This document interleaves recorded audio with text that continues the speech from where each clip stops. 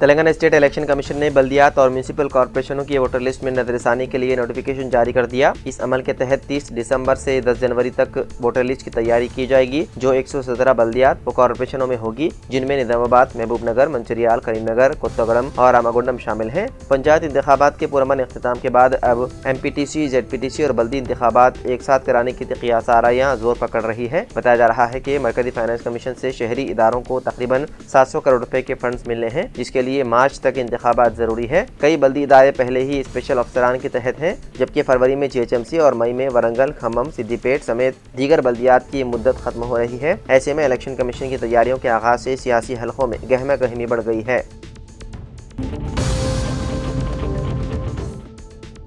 بنگلہ دیش کی سابق وزیر اعظم اور بنگلہ دیش نیشنل پارٹی کی چیئرپرسن خالدہ ضیاء 80 سال کی عمر میں منگل کے صبح انتقال کر گئی۔ پارٹی کے مطابق وہ طویل علالت کے بعد آج صبح تقریباً 6 بجے دار فانی سے کود کر گئی اور فجر کی نماز کے بعد ان کا انتقال ہوا۔ رپورٹ کے مطابق خالدہ ضیاء گزشتہ 36 دنوں سے ڈھاکہ کے ایک اسپتال میں زیر علاج تھی، جہاں وہ دل اور پھیپھڑوں کی انفیکشن، نمونیا سمیت متعدد پیچیدہ امراض میں مبتلا تھی۔ انہیں جگر، ذیابیطس، گاٹھیا، گردوں، پھیپھڑوں اور دل سے متعلق دیرینہ مسائل بھی لاحق تھے۔ ان کے علاج کے لیے بنگلہ دیش کے ساتھ ساتھ برطانیہ، امریکہ، چین اور آسٹریلیا کے ماہرین طب کی خدمات حاصل کی گئی اور بیرون ملک منتقل کرنے کی کوششیں بھی ہوئی، تاہم صحت مسلسل بگڑتی رہی اور بالآخر وہ جامع نہ ہو سکی۔ ان کے انتقال پر ملک بھر میں سوگ کی کیفیت پائی جاتی ہے اور سیاسی و سماجی حلقوں کی جانب سے تعزیتی پیغامات کا سلسلہ جاری ہے۔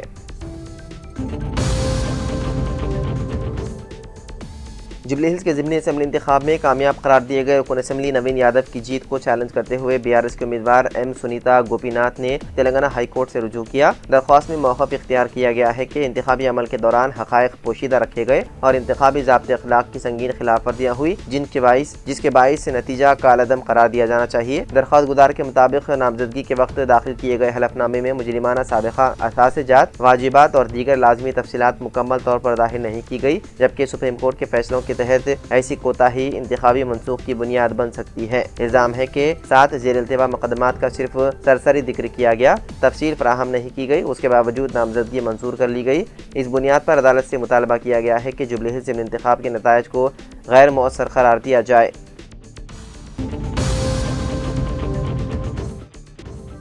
شمالی بھارت میں جاری شدید دھند اور کوہر کے اثرات شمشاباد کے راجیو گاندھی انٹرنیشنل ایئرپورٹ پر بھی واضح طور پر دیکھے جا رہے ہیں۔ بالخصوص دارالحکومت دہلی میں حد نگاہ 50 میٹر تک گر جانے کے باعث انڈیگو اور ایئر انڈیا سمیت مختلف ایئر لائنز نے بڑی تعداد میں اپنی پروازیں منسوخ کرنا شروع کر دی ہے۔ اس صورتحال کے نتیجے میں حیدرآباد سے دہلی، چندی گڑھ اور وشاکھاپٹنم جانے والی متعدد پروازیں بھی منسوخ کر دی گئی، جس سے مسافروں کو شدید مشکلات کا سامنا ہے۔ حکام کے مطابق دھند کی صورتحال معمول پر آنے تک پروازوں کی بحالی میں تاخیر کا امکان ہے۔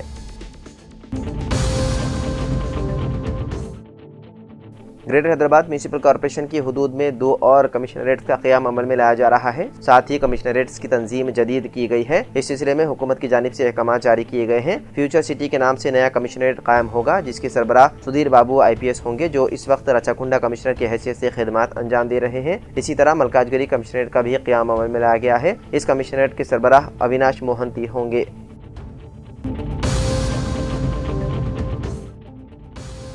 اسمبلی کا سرمائی سیشن 2 تا 7 جنوری تک جاری رہنے کا قوی امکان ہے، جس سے ریاست میں سیاسی سرگرمیاں مزید تیز ہو گئی ہے۔ پہلے دن جہانی ارکان اسمبلی کو خراج عقیدت پیش کیا گیا، وقفہ صفر پر مباحث ہوئی، چند بلز بھی پیش کرنے کے بعد اسپیکر اسمبلی نے ایوان کی کارروائی 2 جنوری صبح 10 بجے تک ملتوی کر دی۔ اس کے بعد بزنس ایڈوائزری کمیٹی کا اجلاس منعقد ہوا۔ وابستہ ذرائع سے پتہ چلا ہے کہ سرمائی سیشن 5 دن یعنی 2 تا 7 جنوری تک منعقد کرنے کا فیصلہ کیا گیا، مگر اس پر حکمران جماعت کی جانب سے کوئی بھی سرکاری طور پر رد عمل کا اظہار نہیں کیا گیا اور نہ ہی اپوزیشن جماعتوں نے کوئی وضاحت کی۔ BJP کے فلور لیڈر مہیشور ریڈی نے بتایا ہے کہ انہوں نے 32 اہم عوامی مسائل پر مباحث کرنے اور کم از کم 20 دن اسمبلی کا اجلاس چلانے کی اپیل کی ہے۔ BRS کے رکن اسمبلی ٹی ہریش راؤ نے بتایا ہے کہ BRS پارٹی نے 15 اہم مسائل پر تفصیلی بحث کے لیے اصرار کیا۔ BJP نے GHMC کی توسیع کے معاملے میں اسمبلی میں بحث کے لیے وقت طلب کیا ہے۔ وزیر اعلیٰ رمت ریڈی نے اسمبلی میں وزراء اور پارٹی ویپ سے ملاقات کی، جس میں انہوں نے واضح ہدایت دی ہے کہ سرمائی سیشن کے اختتام تک کوئی بھی وزیر کسی بھی صورت میں اسمبلی سے غیر حاضر نہ رہے۔ انہوں نے وزراء کو خاص طور پر آبی وسائل اور پانی سے متعلق معاملات پر چوکسی اختیار کرنے کا مشورہ دیا۔